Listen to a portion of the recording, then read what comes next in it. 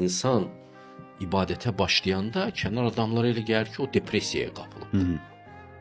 Məsələn, Məhəmməd Peyğəmbərin Hira dağına çəkilməsi, hər axşam evindən çıxıb getməsi, indi müasir adam baxsaydı, deyər ki, adam depressiyadadır. Ailədən qaçır, nəsə baş verir bunun adamın həyatında.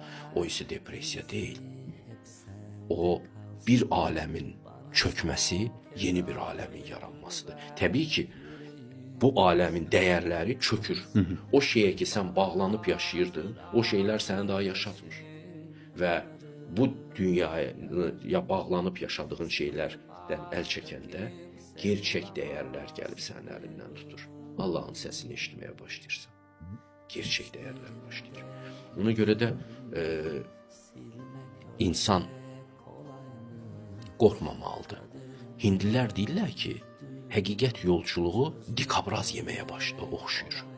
Dikabraz yeməyə. Dikabraz bilsin nədir?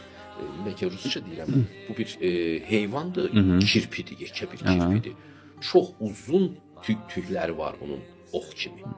Atır da hətta onları. Onu bir piton yeməyə başlayanda başından tutur və başlayır utmağa.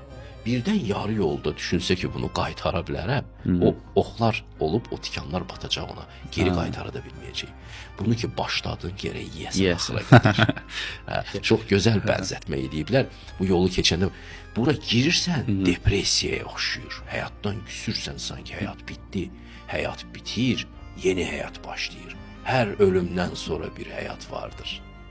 Və bu dünya üçün öləndə, o bir dünya üçün dirilirsən və əsil həyatın mənbəyinə gəlib çatırsan.